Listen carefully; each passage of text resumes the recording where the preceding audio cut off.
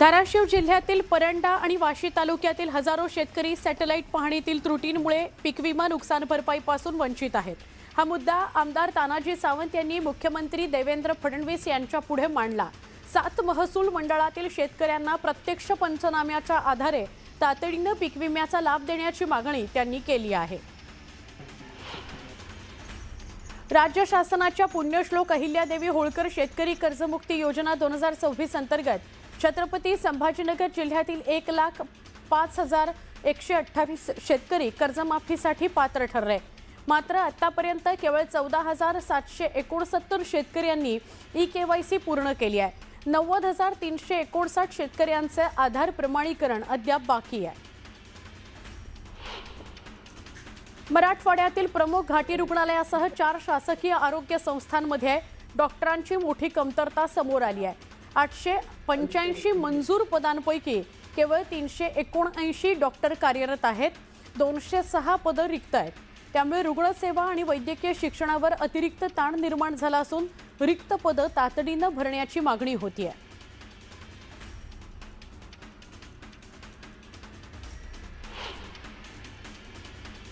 छत्रपती संभाजीनगर शहरात अन्न आणि औषध प्रशासनाने सेफ फूड सेफ महाराष्ट्र या मोहिमेअंतर्गत मध्यरात्री धडक कारवाई केली। या कारवाईमध्ये 30,29,000 रुपयांचा प्रतिबंधित गुटखा आणि सुगंधित तंबाखूचा साठा जप्त करण्यात आला। मोती कारंजा मोंढा परिसरातील घर आणि गोदामावर ही कारवाई करण्यात आली। 3 आरोपींसह पुरवठादार आणि संबंधित कंपन्यांविरोधात गुन्हे दाखल करण्यात आले। कराड नगरपालिकेच्या सर्वसाधारण सभेमध्ये आमदार निधी आणि घनकचरा प्रकल्पातील कथित भ्रष्टाचाराच्या मुद्द्यावरून सत्ताधारी आणि भाजपच्या नगरसेवकांमध्ये जोरदार खडाजंगी झाली।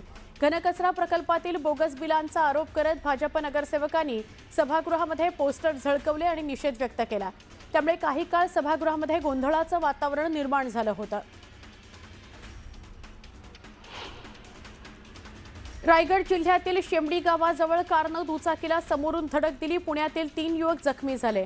फार्म हाऊसवरून पुण्याकडे परतत असताना हा अपघात झाला। जखमींवर प्रथम खोपोली नगरपालिकेच्या रुग्णालयात उपचार सुरू आहेत।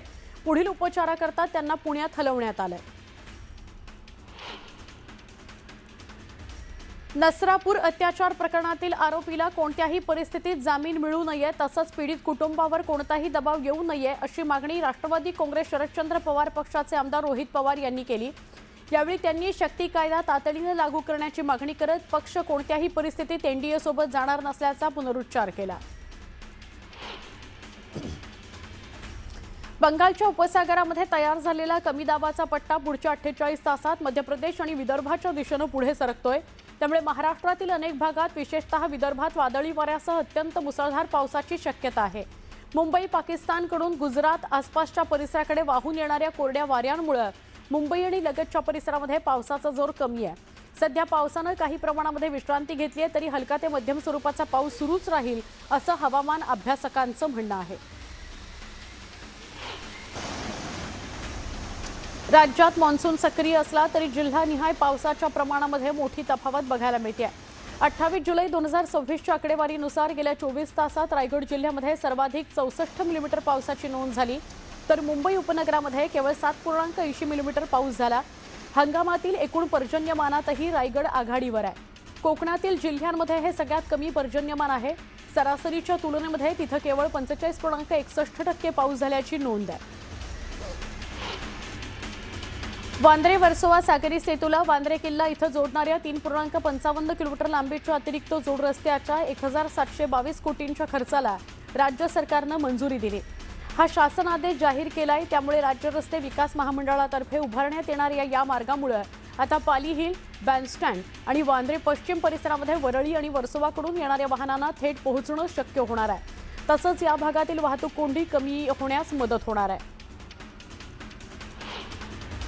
महिला प्रवाशांच्या सुरक्षेकरता मध्य रेल्वेनं महत्त्वाचं पाऊल उचललंय। उपनगरीय लोकलच्या सगळ्या 794 महिला डब्यांमध्ये इमर्जन्सी टॉकबॅक सुविधा कार्यान्वित करण्यात आली आहे। या सुविधेमुळे आपत्कालीन परिस्थितीमध्ये महिला प्रवाशांना थेट लोकलच्या गार्डशी संपर्क साधता येणार आहे आणि तातडीने मदत मागता येणार आहे। मध्य रेल्वेच्या बोरघाटातील तिसरी मार्गिका पुन्हा सुरू करण्यात आली असून खंडाळा मंकी हिल दरम्यान पहिली बँकर सोमवारी मध्यरात्री धावली तर मंगळवारी संध्याकाळी प्रवासी ट्रेन चालवण्यात आली असं अधिकाऱ्यांनी सांगितलं। त्यानंतर संपूर्ण क्षमतेने वाहतूक सुरू होणार असल्याचं नमूद करण्यात आलं। मुंबई सेंट्रल रेल्वे स्थानकाबाहेर अनेक वर्ष मेट्रो प्रकल्पाच्या बॅरिगेड्स आड दुर्लक्षित आणि अतिक्रमणांनी व्यापलेली सुमारे 1500 चौरस मीटर जागा आता प्रवाशांसाठी आधुनिक सुविधा केंद्रात रूपांतरित करण्यात आली। पश्चिम रेल्वेनं अतिक्रमण हटवलं, ही जागा ताब्यात घेतली। इथं budget hotel, premium food court, catering stall आणि विविध व्यावसायिक सुविधा उभारण्याचं नियोजन सुरू करण्यात आलेलं आहे। मुंबईच्या डबेवाल्यांच्या विविध प्रलंबित मागण्या मार्गी लावण्याकरता मुंबई महापालिका सर्वतोपरी प्रयत्न करेल अशी ग्वाही महापौर रितू तावडे यांनी दिली। तसंच नोंदणीकृत डबेवाल्यांना वैद्यकीय उपचारांसाठी महापौर वैद्यकीय सहाय्यता निधी 25,000 रुपये तातडीची आर्थिक मदत म्हणून देण्यात येतील अशी घोषणाही करण्यात आली। मुंबईतील घनकचरा व्यवस्थापन अधिक सक्षम करण्याकरता आणि शहरातील कोणत्याही विभागामध्ये कचरा उचलण्याचं काम वाहनांच्या कमतरतेमुळे ठप्प होऊ नये यासाठी मुंबई महापालिकेनं मोठं पाऊल उचललं आहे। महापालिकेनं 3 महिन्यांच्या कालावधीकरता रिफ्यूज व्हेइकल पूल तयार करण्याचा निर्णय घेतलेला आहे। या योजनेकरता 110 खासगी कचरा वाहतूक वाहनं भाडेतत्वावर घेण्यात येणार आहेत। या कचरा संकलनाच्या विभागामध्ये अतिरिक्त वाहनांची गरज निर्माण झाल्यास ती तातडीने उपलब्ध करून देता येणार आहे।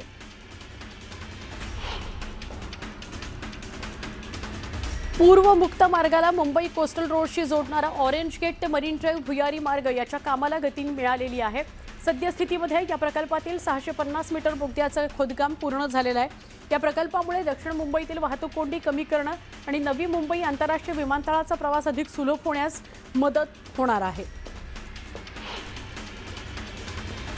बेस्ट उपक्रमाच्या वातानुकूलित बसगाड्यांच्या देखभालीबाबत गंभीर प्रश्न उपस्थित झालेले आहेत।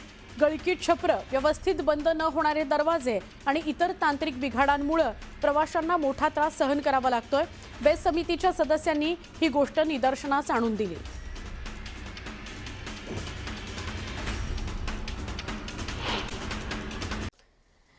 नीटचे पेपर फुटले आणि त्यावरून देशभरात विद्यार्थी आंदोलनाचा वणवाच पेटला। तो आत्ता कुठे शांत झाला, तोच पुन्हा एकदा नव्या पेपर फुटीचे आरोप होत आहेत। एमपीएससीच्या औषध निरीक्षक पदाचा पेपर फुटला असा आरोप आहे। दुसरीकडे एमपीएससी कडून मात्र कुठलाही पेपर फुटला नाहीये असा दावा केला जातोय। त्यामुळे विद्यार्थ्यांमध्ये प्रचंड संभ्रम आहे। एमपीएससीचा पेपर फुटला की अफवा?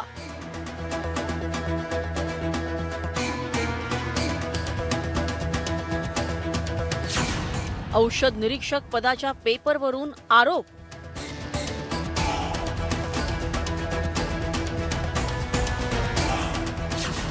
पेपरमध्ये 100 पैकी 90 प्रश्न जसेच्या तसे।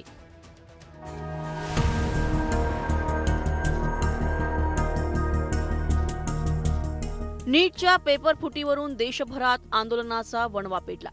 ते वादळ अजून नीटचं शमलेलं नसतानाच महाराष्ट्रात आता सीईटी, टीईटी तसंच एमपीएससीचा पेपर फुटल्याचे आरोप होत आहेत। एमपीएससी अंतर्गत घेण्यात येणाऱ्या औषध निरीक्षक पदाचा पेपर फुटल्याचा आरोप रोहित पवारांनी केला आणि मोठी खळबळ उडाली। महत्त्वाचं म्हणजे हा पेपर फुटल्याची तक्रार ऋषिकेश गांगडे यांनी केली आहे। सोबतच संशयितांच्या मोबाईलची फॉरेन्सिक आणि सीबीआय चौकशीची मागणी केली आहे। एका क्लासचा गेस्ट पेपर होता। जर क्लासचा गेस्ट पेपर होता तर त्यात आपल्या ज्या आयोगाच्या प्रश्नपत्रिकेतील 100 पैकी 90 प्रश्न आणि त्याचे ऑप्शन सुद्धा सेम कस काय, म्हणजे तो क्लासवाला आयोग चालवतोय का आयोगवाले क्लास चालवताय, हा महत्वाचा प्रश्न आहे। आणि माझी मागणी आहे की त्या क्लासवाल्याचे आणि ज्या विद्यार्थी आहेत ना त्यांच्या मोबाईलची फॉरेन्सिक तपासणी करण्यात यावी। एमपीएससी मार्फत घेण्यात आलेल्या औषध निरीक्षक पदाचा पेपर लीक झाल्याच्या आरोपानंतर मुंबई पोलिसांचे पथक नंदुरबार मध्ये पोहोचले। तिथे ऋषिकेश गांगडेंचीही चौकशी करण्यात येते। आता हा पेपर फुटला कसा आणि पेपरमधील प्रश्नांची विभागणी कशी केली याबाबत रोहित पवारांनी धक्कादायक दावे केले। गांगडेंना पोलिसांनी जो एमपीएससीचा पेपर फुटलाय ज्याचे पुरावे आम्ही कालच एमपीएससीला दिलेले आहेत, त्या बाबतीत ऋषिकेश गांगडेला बोलून त्याचं इन्व्हेस्टिगेशन होणार आहे.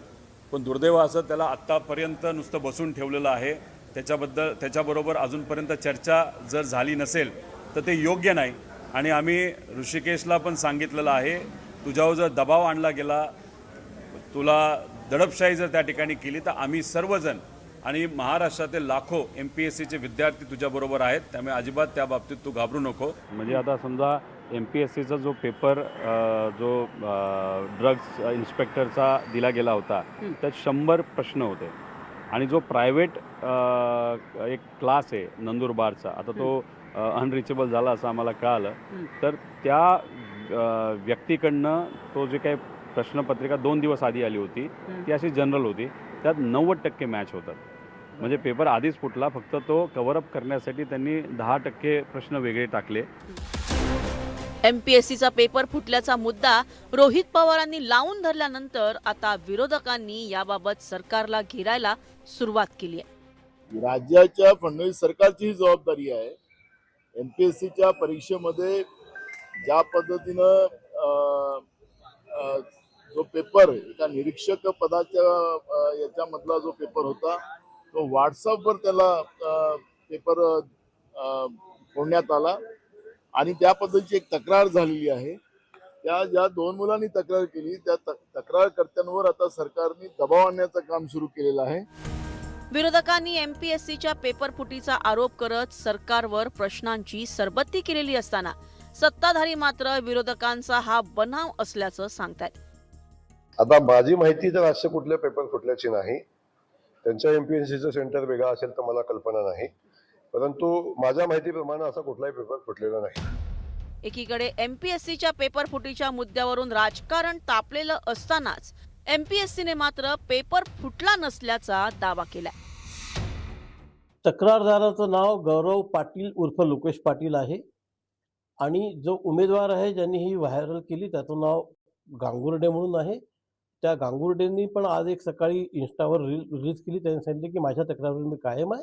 त्यामुळे आम्ही त्यांचे पण बाजू ऐकून घेऊ, सगळ्यांची बाजू ऐकून घेऊ आणि पोलीस याचा तपास करतील. त्याच्यामध्ये जे काही निष्पन्न होईल ते निष्पन्न होईल. परंतु आयोगावरचा जो विश्वास आहे विद्यार्थ्यांचा तो निश्चितपणे तसा राहायला पाहिजे. आम्ही त्या विश्वासाला सार करण्याकरता जे करायचं करणं आवश्यक आहे ते आम्ही सगळं करू. तक्रारदार याच्यामध्ये जे चॅट आहे ते त्यांचं चेष्टेचं होतं आणि त्याच्यामध्ये कुठलाही प्रश्नपत्रिका फुटली असा कुठलाही त्यांचा दावा नसल्याचं त्यांनी त्या तक्रारदारीमध्ये ईमेलमध्ये नमूद केलेलं आहे. महाराष्ट्रात लाखो विद्यार्थी MPSCची परीक्षा देत असतात. त्यातच औषध निरीक्षक पदाचा पेपर फुटल्याचा आरोप होतोय. तर MPSC कडून मात्र पेपर फुटला नसल्याचे दावे केले जातात. त्यामुळे विद्यार्थ्यांमध्ये मोठा संभ्रम निर्माण झालाय. म्हणूनच काय ती चौकशी करून सत्य महाराष्ट्रासमोर लवकरात लवकर यायला हवं.